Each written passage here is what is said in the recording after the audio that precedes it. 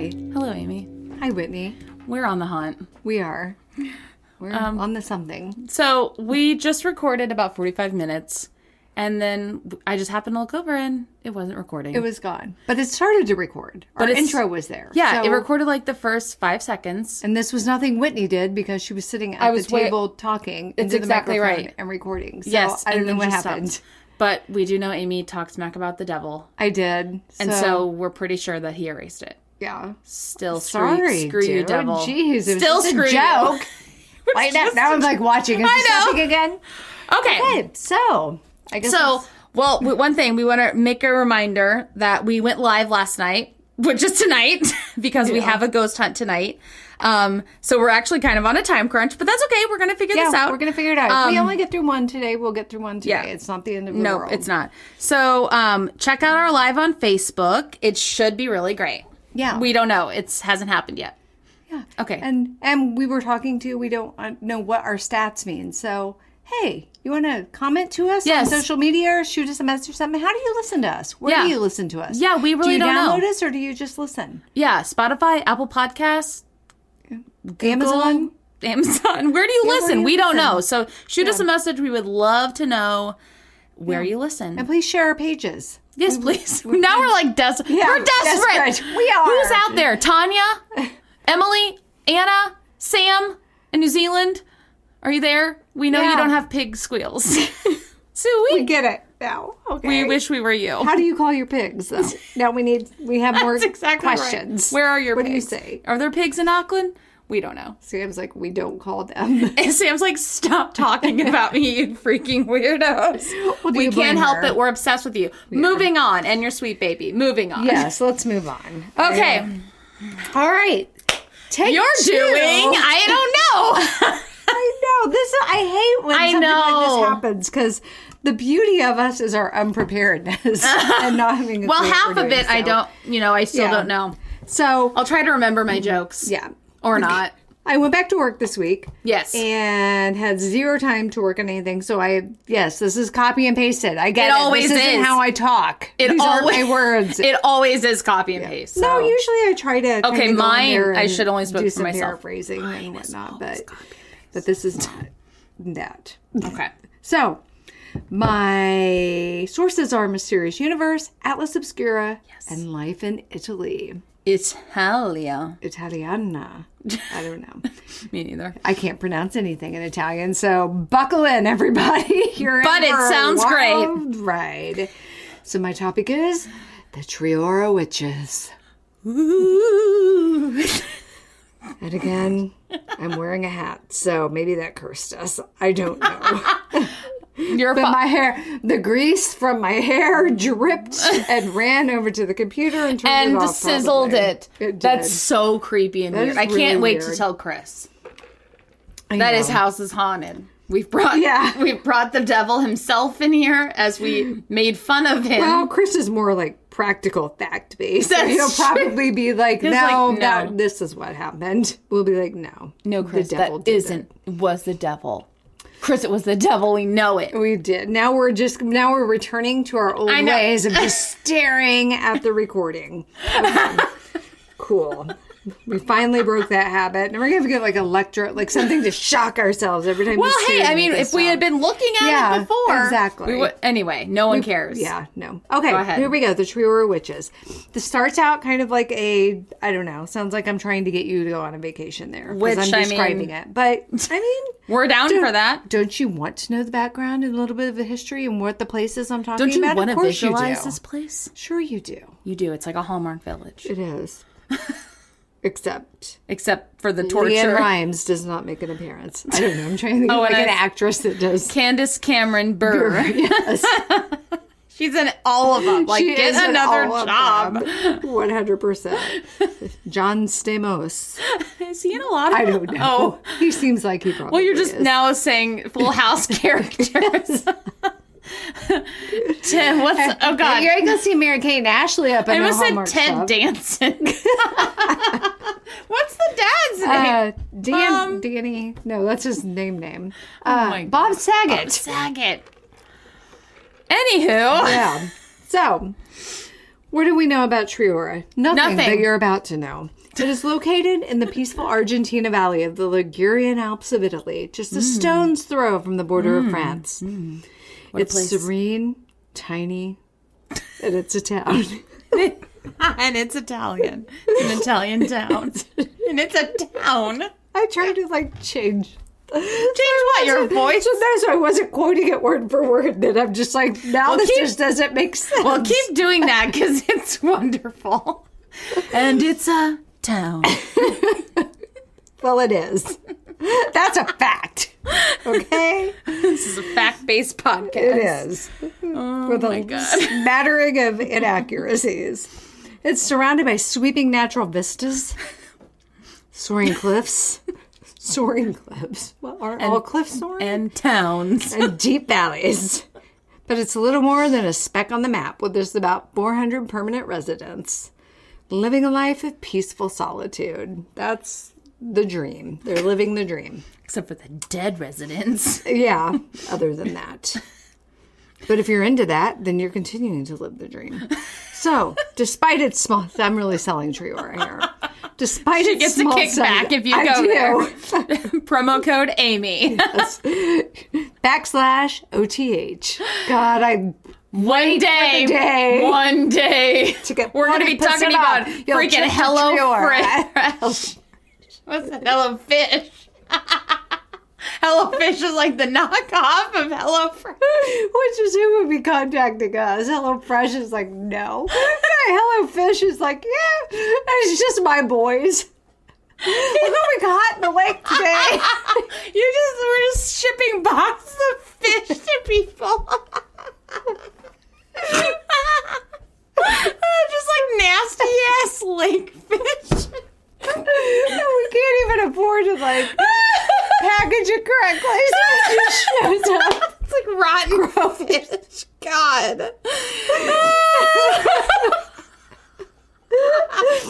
HelloFish.com/OTH for 40% off your first order of rotten fish. We're so dumb. We're the dumbest people on the planet. See, now I'm glad our last episode died because we would have never had Hello Fish joke. That's obviously the title of this episode is Hello Fish. Moving on. Okay. Oh, more with Triora.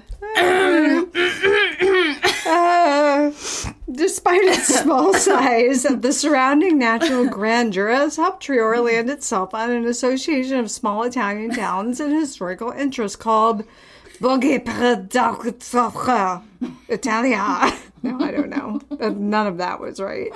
It holds a place on excellent tourist destinations called touring clubs, Bandiere Arcachoni Network, and it boasts a spot on a list of the top 100 most beautiful medieval towns in Italy. Yes, it does. Triora, you go, girl. From all appearances, this is a historical, quaint little hamlet that is clean and welcoming to all who visit. Well, that's good. At least there's not raw sewage just flowing down the street. Fish everywhere. They don't order from us. Yet there's a very dark and sinister past pervading this place, and for all of its beauty, Triora also carries the dark underbelly. the ominous nickname of Il Passo delle Streghe, or the Village of Witches. That's what they call Amy's house. They do. Except you're not a village, it's a house. Anyway. It takes a village. The town of Triora has a history going all the way back to ancient Roman times, and by the 11th century, it was a thriving center of commerce in the region that continually had to defend itself from forceful invasion by the powerful Republic of Genoa. Ew. From Princess Bride. I mean, Princess Diaries. See? We can't even retell our own joke from the previous attempt at this. We're literally the dumbest people of all time. So the Republic of Genoa. Isn't that? It's Genoa. Genoa. That's also on, oh my God, what is that soap opera my grandma used to watch when I was a kid? Young and the Restless. Genoa City.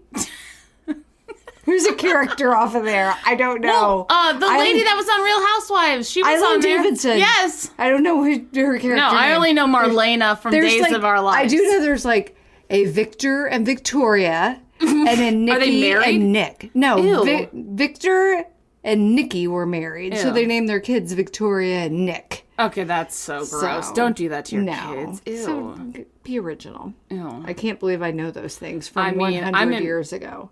I'm super impressed. So the Republic eventually just bought the town the old-fashioned way. And it continued to be an important place.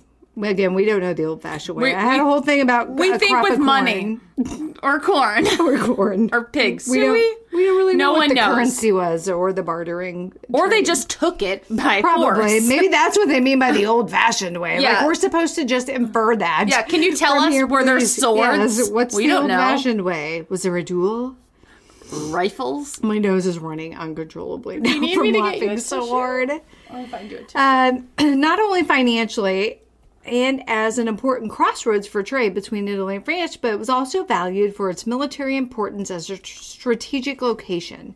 It will be renowned as a center of trade and commerce as well as known for its agricultural richness until the town's fortunes began to change in the late 16th century. Dun, dun, dun. So in 1587, going back, Triora experienced a sudden influx of unexpected hardship.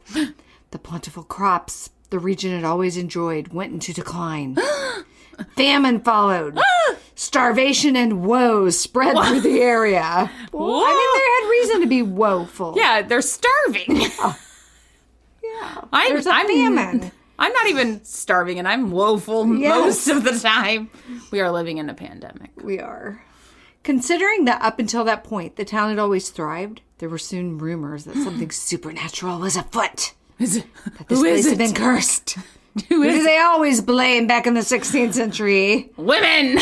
Yes! Witches! You must be a witch. Because I am such an excellent farmer. There's no way these crops are failing because of my own stupidity. No. Before long, the situation... You're so angry. I am. Farmers! You can't burn people. No, That's not okay. No, you can't. Even if that is what you in your heart believe is the reason your corn's not growing, that is not a reasonable response. Never. Who even thinks that? There's so many other ways to harm someone. For sure. It all started with Joan of Arc. I don't know when she lived or Eve. Or Eve. I just meant of like the burning of situation. I think the blaming of women. I know, no, that started day one. Yes. Legit day one. Numero uno. She's like, look, okay, I was hungry. Yeah. There was an apple. Okay? What? Yeah. It's it was confusing. probably a Honeycrisp. I wouldn't have been able to resist that either. I know.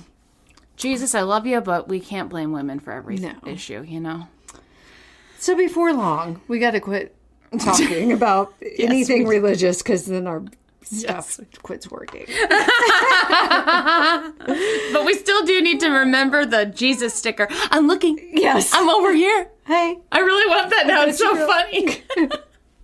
It'd be funny if he was like... I got you. Eyeball. Yeah. I'm always watching. I'm doing something that's visual on a podcast. Moving on. Okay. So before long, the situation was growing to include freak weather. Ah! I don't know what that means. Like little mini tornadoes of leaves. Or again. Oh, yeah. Get the freak on. Just, again, Missy Elliott. Yep. Is that your chick? Did you say that? Is it what the? Let me look. I don't know the words. What's she up to these days? Don't know. I don't know either. I don't know. I'm surprised she doesn't have like a commercial. I like how I just shouted something. She could do on our Hello Fish commercial. For sure. Hey, Missy Elliott. You need a job? We got no money. Plagues, pestilence, acid rain, and mysteriously dead, sometimes mutilated livestock. Ooh. Aliens. Berkshire. The word on the street was... I still can't believe that's how this is. That's again, and we said word on the dirt path. Yes, cobblestone. 16th century, sorry. 16th century, 1587-ish. Was that witches were responsible for the town's strife. with many stories springing up of sightings of witches' rituals and acts of healing and other magic, as well as tales of conjured demonic spirits roving about, and even human sacrifice and cannibalism towards children. That's not cool. No. Not That's all I've got to contribute to the conversation. No. These rumors at the time spread far and wide, and before long had captured the attention of the inquisitors from Genoa City. Ew. And Albinga. Albinga. The local diocese. So is that like the Vatican? The local I don't diner. Understand. What is Albinga? Nobody knows. It's a terrible name. Well, you're right, though. When they say diocese, it's got to... Okay, I'll Google it quietly. Okay. When the notorious and greatly feared inquisitor Giulio di Scribani and the priest Girolamo del Pazzo arrived in town, it did not take them long at all to come to the conclusion this was a place corrupted and held under siege by witchcraft.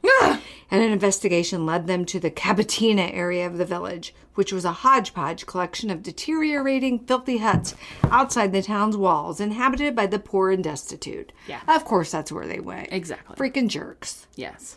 Nothing comes up when you Google Albinga that I can understand or read. Scribani arranged... What a stupid name, too. Yeah. We just call him Joey Tribbiani. Yes.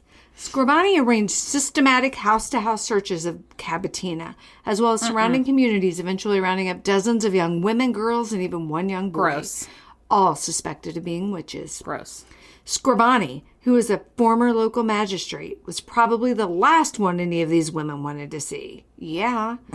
As he built up a rather sinister reputation as a hardcore fanatic intent on wiping out the influence of the devil on earth, and by extension of witches, extension witches. They're just called extension witches, like extension cords. I don't understand. I know, that's not what they mean. Why do they have to be attached to a male? Oh, yes. I'm with you. Can't they just be their own witch? Jeez. We do our own thing. It just got dark in here. It really did. What is happening? I don't know. Are we under attack? Chris, what have you been doing in here? The dog full says, maybe I should have bought that sage. Where's the emergency holy water? I have no idea. Okay. He was known for his gratuitous use of torture and violence, so his presence was likely not welcome by those living there. I've got it. I don't think this is actual holy water. Please don't splash it on me. Okay. My hair can't take anymore. I'll just wash your hair. Right now, just washing your hair. I would do that for you. Thank you. Just You're like welcome. In the Bible. Or what? That was their feet. Been someone wash you want to wash my feet, Whitney? I think that's definitely feet. Well, I'll wash your feet. I don't care. I mean, what are friends for? I would have taken it. What are friends for? It would have been more of a tribute to me if you gave me a nice shampoo. I don't like my feet touched. All right, then I'll shampoo the crap out of your hair. Thanks. So the list of suspects would soon expand to include even family members of local nobles. Ooh. To the point that even the Inquisition was suspicious that there could be so many witches in one place. Well, yeah, because that's ridiculous. Yeah, and they're like, oh, wait, you can't go after the rich people. Yeah, no. The poor people, that was one thing. The rich people, no. Because they're all a bunch of freaking jerks. That's why. Yeah. They were subjected to intense interrogation and torture, and with some of them dying from the torture. We don't know what the torture was, but... We may not want to know. No. And another young woman completing suicide by leaping out of a window. She's over it. Yeah, so marking bloodshed before the trials had even begun. Oh my gosh. 12 of the accused refused to confess, and one 12-year-old girl was released for reasons not clearly known. Again, because she was 12. Oh my God. Some were executed, at least 4 of them, but in the end, the remaining witches were spared from execution by the Inquisitor of Genoa City. As this was a point in time where execution of witches was becoming old-fashioned. So yesterday, Joey Tribbiani, stop. Losers. And Scribani was being increasingly seen as a fanatical loose cannon. Yeah, clearly. God. Although their ultimate fates are unknown. It was certainly too late to save those who died under torture or by their own hand. Yeah, it's always too late for that. Yes. Some reports say that they were all indeed secretly put to death, but their fates remain elusive. Scribbiani would end up being excommunicated for his ways, although the damage had already been done. Oh, gosh. Again, we don't know what happens when you're excommunicated. No, we think don't. you get kicked out of church camp, but we can't say. Or people ignore you on the street and just pretend like... And refuse to communicate. Like, lose my number. Scrappy, whatever his name was. Scribiani. Yeah, Scribiani. Lose my number. It is said that up to 200 women were accused of witchcraft in Triora and the neighboring villages. Especially, that's a lot for a time. That's a half. Nowadays, only 400 people live there. So, yeah. Well, yeah, makes you wonder if there were even 400 then. And the extent of their exact fate remains murky due to sketchy record keeping of the time. Yes. Well, yeah. I mean, would you have to, like, chisel it in rock or something? I'd be Did like, they have no. pins then? I don't know. I don't either. I know nothing. Feathered quills. Duster. Feather dusters. With ink. They're like, this is so hard to write with. So God. Just flop. Dust is falling out of it. Don't know what to do. Our jokes are so lame. That's what you came here for. It's become largely known as Italy Salem, although it happened before Salem. Yeah. So again, Salem. 100 years. Back off, Salem. You don't own the monopoly on that. Not about the United States. The witch hunt at Triora set off a massive witch hunt that would spread through Italy and surrounding countries to lead to untold deaths and tortures. Not really like something you want to go viral, you know? No. Can we just tamp that down? Thanks. Yeah. It was all driven by panic and superstitious fear of the supernatural. That's all of those types of things are. And to this day, the witch trials of Triora reverberate through the area, and the town is capitalized on it by holding tours of the Cabatina Witch Town and supposed places cursed by the witches of the time, as well as a museum dedicated to the witches that has souvenirs, signs, and statues connected to witches all over town. There are festivals devoted to the trials and Halloween events as well. So our kind of people. Yeah, at least I would be there. As long as it's in, the memory of the victims. Yes. It's clear this place revels in its past. To this day, the area gets its reports of hauntings and sightings of shadow people, but it's mostly a very peaceful and serene location that tends to usurp its dark past. Worth visiting, whether you're looking for a cool little place or dark, sinister history and witches. Ooh. So, we're looking for both. We are. I went to go to the spa and then be scared. See some crazy stuff. Yes. A little bit about the stuff that's there now. Mm-hmm. First, there's a museum, obviously, that's dedicated to the history, with its main focus on the trials. So the Ethnographic and Witchcraft Museum contains artifacts from the trials, as well as reconstructions of the tortures and interrogations. Which again, that seems a little morbid. Yeah. Beyond the predictable museum, however, you'll find signs of witchy workings all over town. Oops. Witchy workings. Even tours to the former homes of the accused. Ooh. Mont Delfoche, the mountain where many met their fiery fate, and the alleged location of the baby-eating and devil-worshipping La Cabatina. So now we're going to go to this guy, Michel, who decided to, I don't know what research it and really put some information out there in modern times about what happened at the Triora witch trials. So Michel Rossi, I say... What? I say modern day. I don't know when he wrote this. This may have been in 1700. He wrote it sometime when books sometimes were... afterwards, when there were pens. Michel Rossi was the first after 300 years of silence. So what would that be? 1800s, right? Yeah. Like roughly 1900 maybe? Yeah. To view up and close the Triora witch trial records kept in Genoa's regional archives. That's cool. His work had the merit to raise interest in the events and stimulate further research. Nice job, Michelle. Historians' findings, if possible, make the story of these women even more tragic, as nothing paranormal led to their death. It was human evil that did it. Which is maybe the scariest thing of all. It says the most real of all devilish manifestations. It's truth. Ain't that the truth? Yikes. It says the Triora witch trials, when it all gets out of hand. It was out of hand day one. From the start. The second Joey Tribbiani came strutting into town. Yes. Going, how you doing? That was done.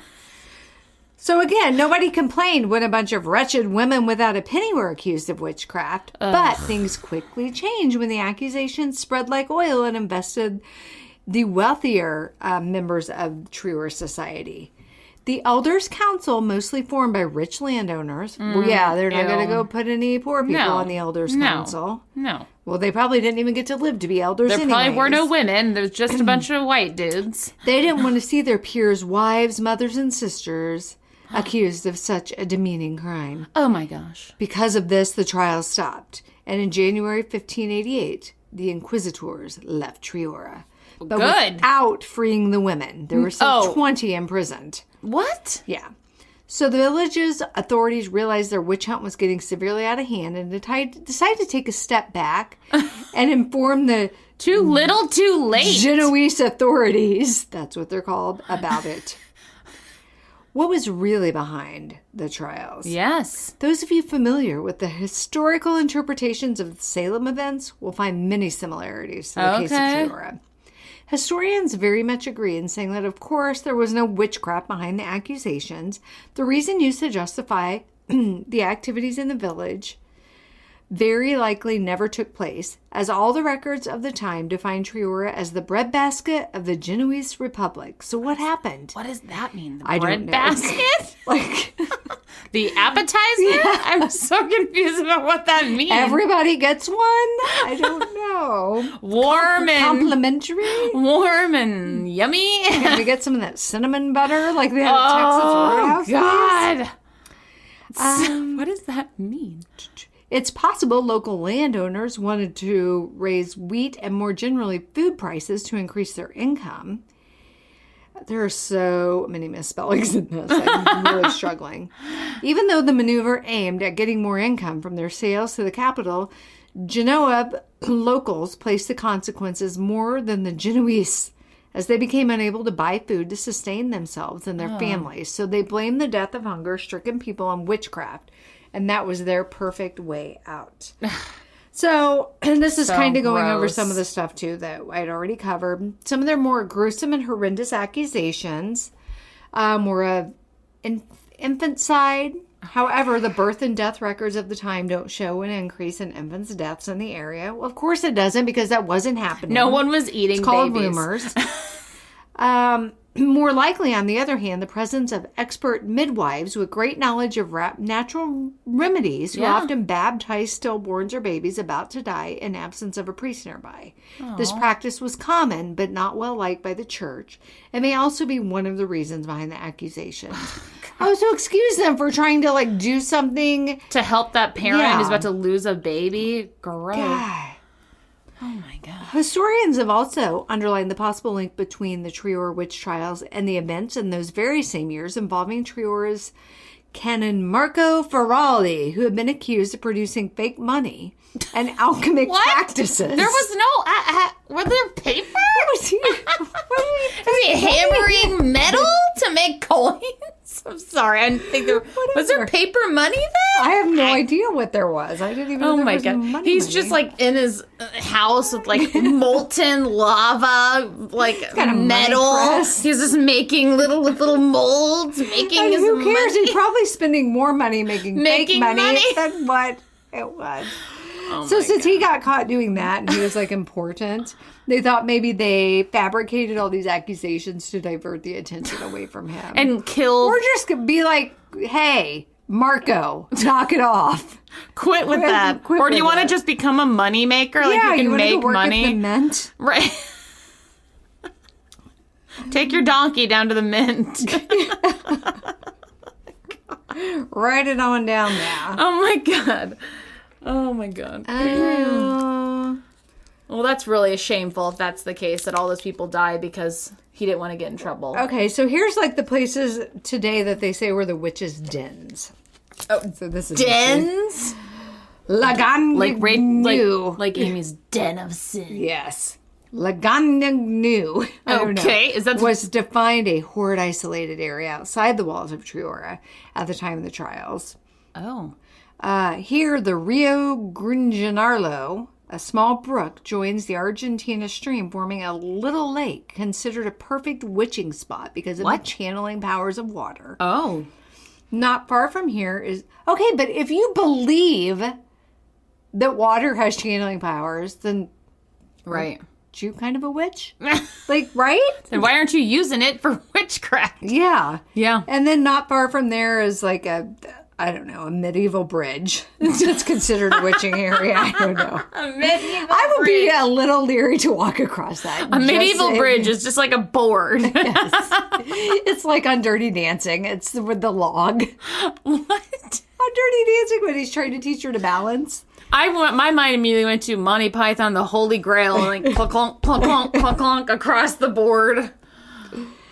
Water, of all places, is once thought to be related to the Triora Witch. Yeah, you just said that. Oh, so there's like there's a fountain or something. Not far from a walnut tree nearby. They just have the one. Walnuts are a hot commodity. Was a public laundry area with its wash tub, which was also considered cursed. I agree with that. I have to wash my laundry in a... To wash my stupid husband's pants. Stream. Not my that husband's, sounds... That's cursed. Walnut trees were commonly known to be loved by witches. What? They love walnuts. I just love walnuts. God, they're so good. They're so delicious. Why would they love walnuts? I don't understand.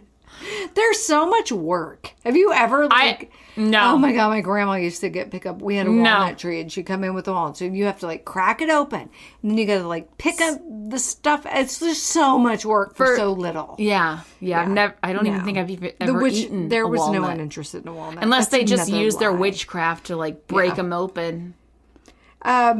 Then there was the waters of the Campamont View fountain that was said to have therapeutic and diuretic characteristics. Yeah. This running water just makes me have to pee so badly. But I'm so skinny.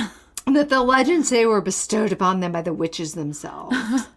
We already know about Cabotina. That place. We know about the museum. So is there any mystery surrounding Triora today? Well, yes, there is for some. Why, thank you for asking. For instance, infernal echoes can be found in the name itself of the village, which for some comes from the Latin Triora, which translates as 3 mouths. Oh my God. What I wouldn't get for 3 mouths, though. So much chips and salsa. Yes. Guacamole. Just of those of Cerberus, the infernal hound. What? This is disturbing. That's a hot dog. Are you an infernal hound? Yes, it is. I get it. Good one. Thanks.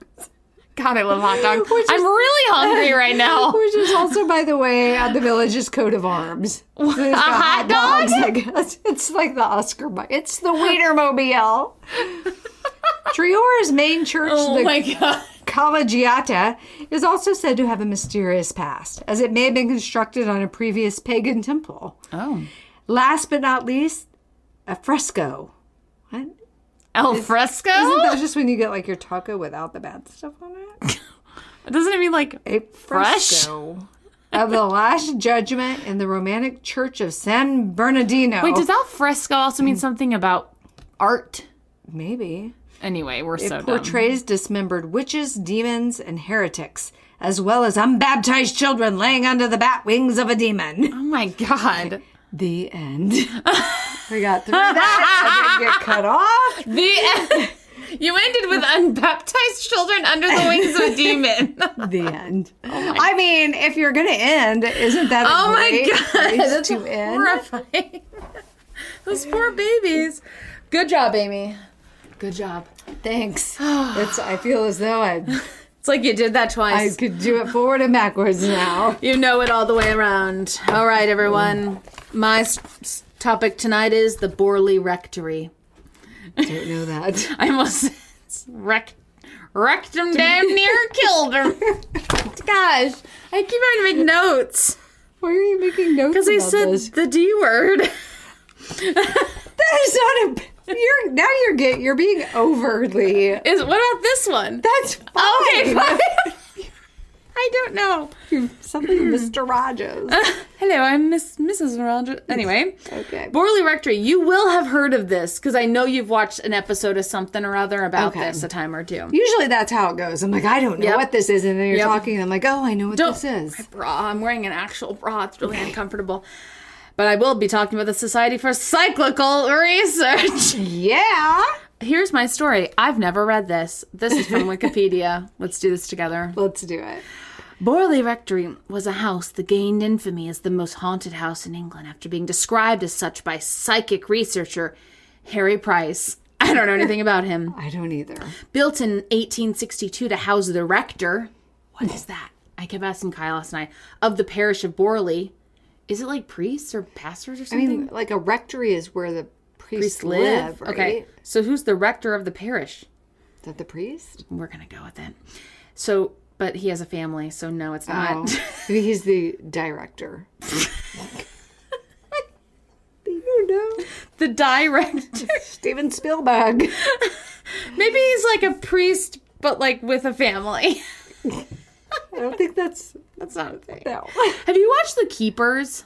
Yes. Okay. This is ages ago. Okay, I'm a million years behind, but it's so disturbing and sad. Is. But anyway. Okay. But those women, oh my God, are badass. They really are. It's amazing. It is. I love it. Each and every one of them. I'm sure everyone's already watched The Keepers because it came out like 3 years ago. Anyway.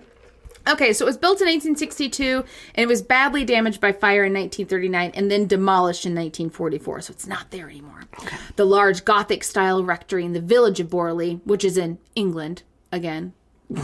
Still there. Haven't still in England. Changed locations. Has been alleged to be haunted ever since it was built. These reports multiplied suddenly in 1929 after the Daily Mirror published an account of a visit by paranormal researcher Harry Price. Why isn't that our job? I don't know. Can we be paid to do that? Probably not. We'd be really bad. People would be issuing refunds left and right. But this guy, Harry, wrote 2 books supporting claims of paranormal activity. We could totally do that. Yeah. Price's reports prompted a formal study by the Society for Cyclical Research, also known as SPR, which rejected most of the sightings. Rude. As you weren't there, SPR. Exactly. As either imagined, rude, or fabricated, rude, and cast doubt on Price's credibility. Rude. Price is not a liar. His claims are now generally discredited by ghost historians. What? I know, that's a job there too. There are so many careers we could have. Hello, Mom, I'd like to get my degree in ghost history. Oh my gosh. I think these are probably people who like have actual jobs and then are ghost historian on on the weekend. Yeah, like the people that get interviewed on Travel Channel shows. Again, I know. Listen, it's just that is our goal. That's us. One day, yes, we will be interviewed. Yes, we will. By Travel Channel. Yes, we're going to be like podcasters. We'll be like regulars. Yeah, they're going to be like podcasters, Amy and Whitney. And then paranormal experts. Exactly. I mean, no one's ever going to call us an expert. Paranormal. They call everybody. That's paranormal expert. As long as we say we're paranormal experts in Travel Channel, exactly. Like, okay, cool. That's exactly true. Expert. You really just kind of self-identify yourself. You do. Yeah. Actually, we'll be paranormal experts and ghost historians. Yes, and rectors. So there. We are a triple threat. Rector damn near killed her. That's from last podcast on the left. If you're not a fan, you should be. It's a great podcast. Anyway, what am I talking about? A short program with an E, programmy. This is program. It's English. Commissioned by the BBC about the alleged manifestations scheduled to be broadcast in September of 1956 was canceled because Marianne Foster, who was a widow of the last rector there, was ticked and she was about to sue. Dun, dun, dun. Let's go to the history. Shall we? We shall. You don't have a choice. Borley Rectory was constructed on Hall Road near Borley Church by the Reverend Henry Dawson Ellis Bull. Dawson's Creek. Bull.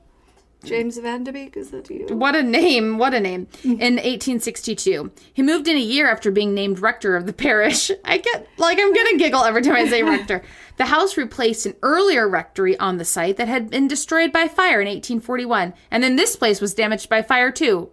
What's up? Yeah, I think you might have an arsonist on your hands, guys. Something's not right here, Somebody does not like the rectors. Or it's the devil because you ticked him off and then he didn't record your podcast. Exactly. Or is that just us? Maybe. It was eventually enlarged by the addition of a wing to house Bull's 14 children. Dang, Dawson! That's too many. That's about 13. 10 too many, at least. Yeah, definitely 10. 4 is... 14? 4 is excessive. Hello, the planet's overcrowding. Yes. 14 children? I mean... That's a lot. Ew. The nearby church, the nave of which... What does that mean? May date from the 12th century. I don't even know what that sentence means at all. Mm-hmm. The nave of which? Okay. Serves a scattered rural community of 3 hamlets that make up the parish. Odd to live in England, where little towns... Your little town would be called a hamlet, for instance. For sure. There are several substantial farmhouses and the fragmentary remains of... Okay, it doesn't matter.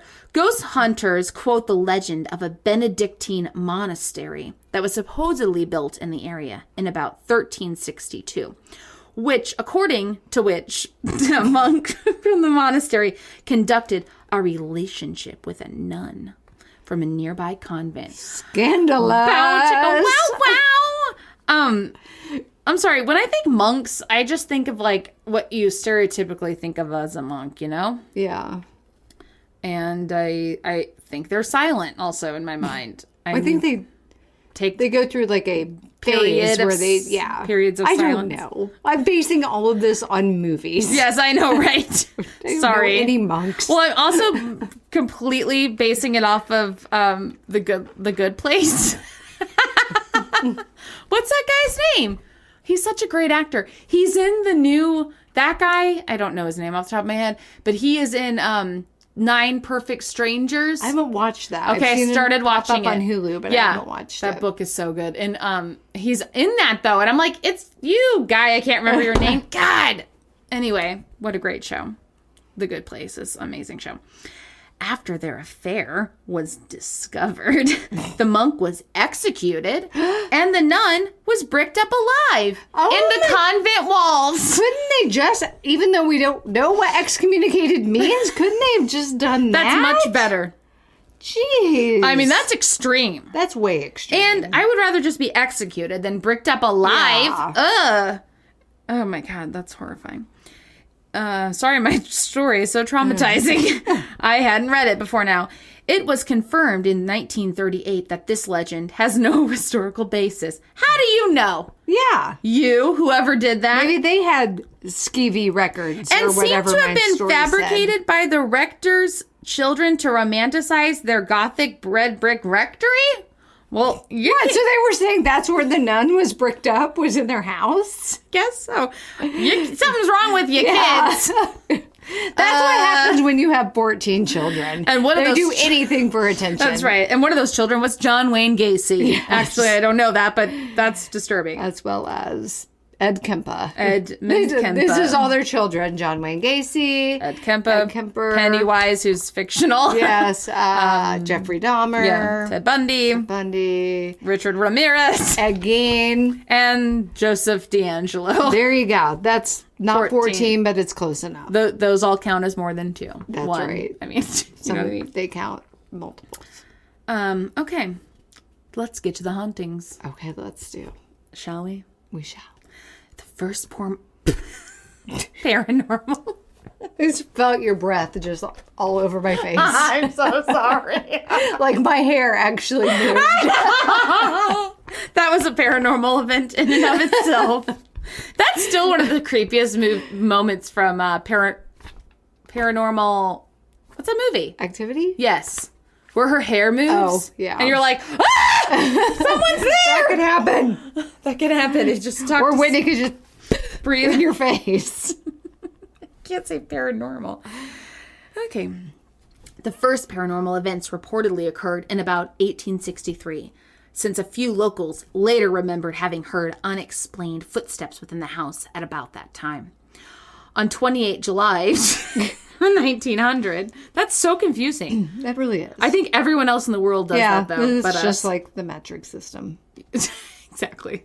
4 daughters of the rector, Henry Dawson Ellis Bull, remember him? Mm-hmm. 4 of his 14 children, saw what they thought was the ghost of a nun at twilight about 40 yards from the house. Ooh. Or maybe it was just a nun. You live in the rectory. But why? She out at twilight. Is that against the rules? Are they going to brick her up? They tried to talk to it, but it disappeared as they got closer. I should have kept reading. The local organist... Don't mind me, I just play the organ. I'm Ernest. I'm Ernest Ambrose. It's always so intense when an organ plays. That's like the most intense of all instruments if you think about it. And I think in my mind, too, organs are gigantic. So I'm just imagining like wheeling his organ down the street. I'm thinking of like organs at like Busch Stadium. Yeah, that have like all this giant what are those? Take me out to my barn. That's all Ernest plays. Ernest Ambrose. Yes. Classic Ernest. But Ernest later said that the family at the rectory were very convinced that they had seen an apparition on several occasions. I don't know why. Ernest must have had a really good reputation and is very trustworthy. Maybe your organ is summoning them, Ernest. Yes. Various people claim to have witnessed a variety of puzzling incidents, such as a phantom coach driven by 2 headless horsemen. Hey! Were they carrying pumpkins? Were they after Ichabod Crane? During the next 4 decades. Bull died in 1892. And his son, the Reverend Henry, quote, Harry, Foyer Bull, took over the living. Huh? I don't know. No one knows what that means. Get it, Harry Henry. Right, like, why is his name Harry? And then, I mean, why would you name your kid the exact same name as you, though? I mean, I guess a lot of people do that. Sorry, Junior. But, like... And so they were like, your name's Henry, but we're just going to call you Harry. Yeah. So just name him Harry. Confused. Name him Harry, Yes. then, right? Let's simplify. Okay, so on 9 June 1927, Harry Bull died. And the rectory again became vacant. In the following year, on the 2nd day, October, they hate the Reverend Guy Eric Smith and his wife moved into the house.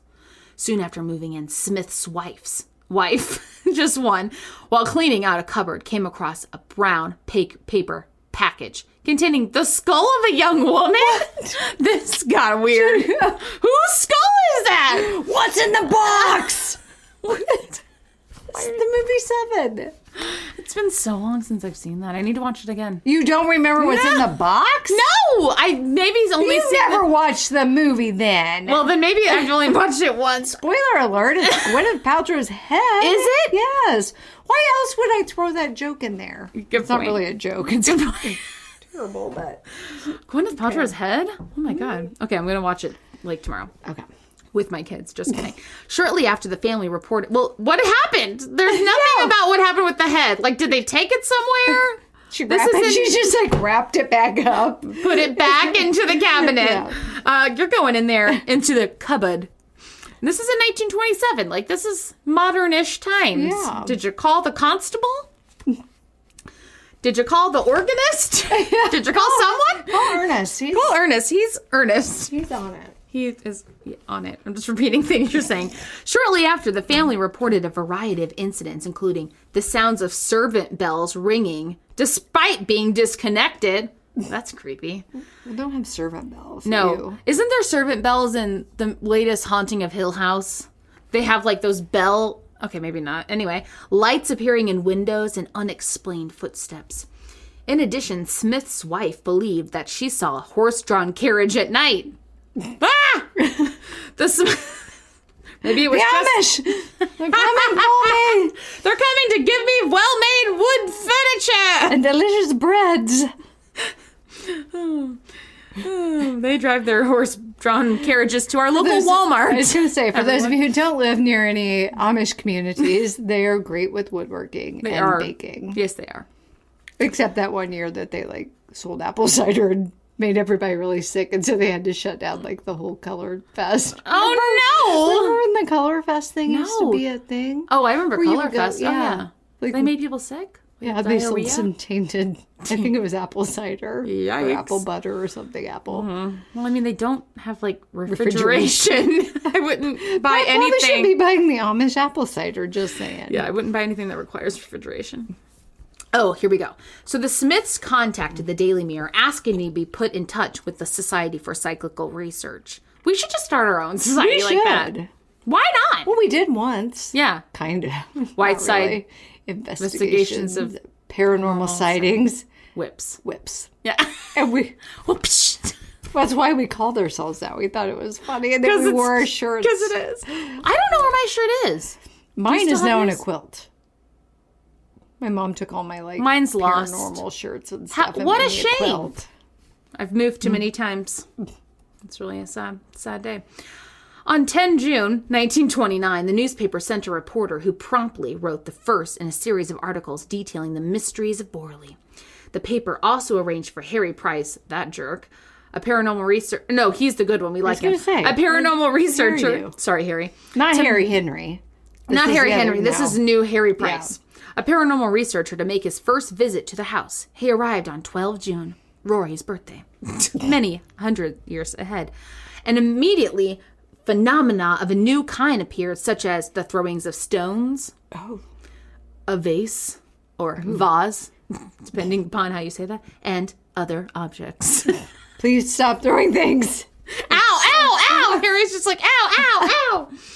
Spirit messages were tapped out from the frame of a mirror. What? Tap once if you're a boy. Why is it coming from the frame of a mirror? I don't know. That seems maybe they live in dangerous. Might knock that right off the wall. True. As soon as Price left, these ceased. Smith's wife later maintained that she already suspected Price, an expert conjurer, of falsifying the phenomenon. Harry, I mean, did you do that? The Smiths left. Not Harry. No, Harry would not never. Harry. Harry, you better not. The Smiths left Borley on 14 July 1929, and the parish had some difficulty in finding a replacement. No one cares about the replacement. No. Some other people moved in, and they also heard weird things, such as bell ringing, again, windows shattering. Oh. Yikes. Throwings of stones. I was going to say, no, wait a minute. Throwing of that head. Yes. That head's just flying around. They're playing hot potato. What the head? Throwing of stones, and bottles. I mixed those together. Wall riding. Ew, is that how, when people write with poo? And Mr. Clean magic erasers didn't exist back then. That would be... And the locking of their daughter in a room with no key. Traumatizing. So that woman who lived there, her name is Marianne, who this is happening to, she called her husband and was like, or wrote to him. Telegram. Western Union. That a whole range of poltergeist phenomena was happening, including her being thrown from her bed. Yikes. On one occasion, Adelaide, I don't know who that is, but she was attacked by something horrible. And then Marianne twice tried to conduct an exorcism. Wait, Marianne, you're not qualified for that. Marianne, you're just a wife of a reverend. Okay, you're not. No, you're important, Marianne. You are. We don't want to say she's just. Sorry. But you're not an exorcist, unless you're trained. I mean, it doesn't say you are. I don't think the church would allow that because you're a woman in 1930, and you're not a member of the clergy, and also that. Oh, I'm sorry. I saw Marianne just died in 1992, which is actually a long time ago, and it seems like it was yesterday. It really does. So I was confused because I thought she still lived there in 1992, but she did not. So anyway, so Adelaide is her adopted daughter. Okay. And Marianne tried to conduct an exorcism. Oh, wait, never mind. It's the husband, because now it says his. Marianne's husband tried to conduct an exorcism. Okay, maybe he is trained. I don't know. Sorry, Marianne. But his efforts were fruitless. Clearly, he's not good at it. In the middle of the first exorcism, he was struck in the shoulder by a fist-size stone. Where'd it come from? Ow and ow. Where'd it come from? That's going to leave a mark.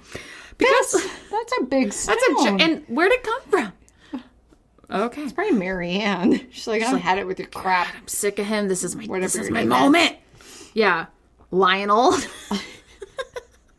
Is it really Lionel? Yeah, it is. It's Lionel. What a feeling. Dancing so funny. on the ceiling. Lionel Richie. That's like paranormal. Yeah, for sure. Because of the publicity in the Daily Mirror, these incidents attracted the attention of several psychic researchers who, after investigation, were unanimous in suspecting that they were caused consciously or unconsciously by Marianne. It's probably her period. They always used to think it was crap like that. Yeah. She later said that she felt that some of the incidents were caused by her husband in concert with one of the psychic researchers. But other events appeared to be genuine paranormal phenomena. She later admitted that she was having a sexual relationship with a lodger. What's someone who's like lodging in the rector? And then she used the paranormal explanations to cover up her liaisons.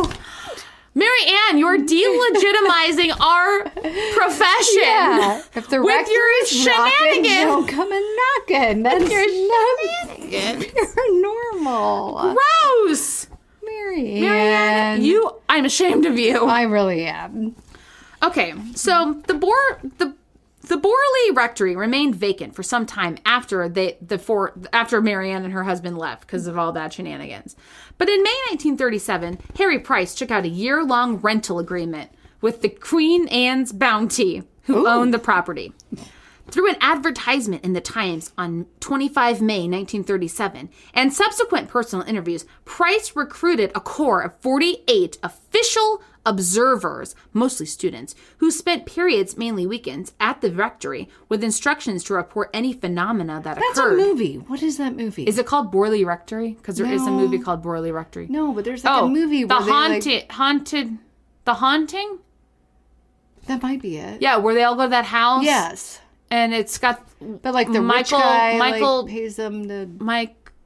what's that? Catherine Zeta-Jones? Yeah, she's in it. Okay. Yeah. I think that's it. Okay, it's probably based on this. So in March 1938, Helen Glanville, maybe related to Brandy, we don't know, conducted a planchette seance in South London. What does it have to do with this? Price reported that she made contact with two spirits, the first of which was that of a young nun. Is it that nun? Who got bricked up? Which nun? The one that was bricked up or the one that arrived at twilight? Oh, so many nuns. According to the planchette story, Marie was a French nun who left her religious order and traveled to England to marry a member of the Waldegrave family, the owners of Borley's 19th century manor house, Borley Hall. She was said to have been murdered in an older building on the site of the rectory, and her body was either burned in the cellar or thrown into a disused well. She can't remember. But it was definitely one of those. It was one of those. She can't recall. The wall writings were alleged to be her pleas for help, and one read, "Mary Ann, please help me get out." Oh, God. Up the well? The second spirit to be contacted identified himself as Sussex Amriers. What a name. And claimed that he would set fire to the rectory at 9 o'clock that night on 27 March 1938. He also said that at that time, the bones of a murdered person would be revealed. Well, it did burn down. So let's talk about that. So on 27 February 1939, so it didn't burn down on that day that Sussex said, the new owner of the rectory was unpacking boxes and accidentally knocked over an oil lamp in the hallway. Bummer. That'll do it every time. That would be me. The fire quickly spread and the house was severely damaged. So the insurance company thinks that it was deliberate. You just don't want to pay out. Rude. But a Miss Williams from the nearby Borley Lodge said that she saw the figure of a ghostly nun in the upstairs window. And, according to Harry Price, demanded a fee of 1 guinea for her story. Like a pig? Guinea pig? Give me 1 guinea pig. Or if you don't have that, I will take a sugar glider. I'll take one of the two. That is it. That's my price. So then, in August 1943, Price conducted a brief dig in the cellars and discovered bones. 2 bones thought to be that of a young woman, which is really sad. But then other people were like, no, those were just a pig. Suey. Society for Cyclical... So, I mean, basically a lot of people think that the Society for Cyclical Research Investigation, the whole thing with Harry was, like, bogus, that it wasn't true. Oh. I don't believe that. No, we're here for you, Harry. I have one more story of a recent paranormal experience at Borley Rectory. Okay. From EssexLive.news. Let's do this. The other stuff is all from Wikipedia. 17-year-old Russell. Now he's 37. But when he was 17, which was, 20 years ago. Thank you for doing the math. You're welcome. I'm mathed. His uncle and him we're just driving around. And his uncle was like, hey, have you ever heard of Borley Rectory? And the guy was like, no, but I want to go there. And so they went with a couple of friends. This guy's uncle's kind of creepy. So they're driving. No, but I want to go. Never heard of it. Know nothing about it, but I want to. But I totally want to go. I'm dying to check it out. Dying to check out this rectory. So they're driving there. They get an ominous feeling. Shivers up their spines. Ooh. So Russell turned his head to look at Borley Rectory and immediately sees a tiny small boy who is dead. He's not alive. He's a ghost. He's not just a child with no home. He looked Victorian, and he was wearing tweed, obviously. They had no other fabric during that time. So itchy. So he looked at his uncle, and he's like, do you see that? Can we go now? His uncle's like, no, I don't see anything, but being weird. So they go somewhere else and did other things. And in the evening, they drove back through. They wanted to drive back through and pass back by Borley Rectory before going home. And as they were nearing the house, there suddenly was a massive thump, oh God, on the side of the car. So they're like, oh my God, what was that? And they stopped the car to see if they'd hit something, like an animal. Or the boy in the tweed. Boy in the tweed. Not my tweed! This will cost for so much in dry cleaning bills. You can't get anything out of tweed. It's such a weird fabric. It really is. It just absorbs this. Oh, I know. Do you own anything in tweed? No. I don't know. That just sounds really uncomfortable. Yeah, like, can you even so itchy. buy tweed? So the uncle gets out. I don't know his name. There's nothing there. Everyone panics. They then keep driving. And they go past a rectory. And the uncle stops the car. And everyone's like, dude, why'd you stop? And the uncle's like, to let the other car go past. And they're like, what car? And the uncle's like, I just saw headlights. But there was nothing there. And then they drive away as fast as they can. But as they pass the rectory, they can see lights coming from inside. But there's no one there. The end. Oh my God, my mouth is like so dry. All right. Okay. How was that? You like it? How was it? That really... How was that for you? Yeah, that really satiate your appetite for paranormal? Because that we aim to please. We're You're so welcome. Awkward and aggressive. How was that? Give us a review, dang it. Please. Please. Share our pages. We love you. Yeah, we do. Truly. Okay. Madly, deeply. And please subscribe to our new subscription box, Hello Fish. Goodbye now. Bye.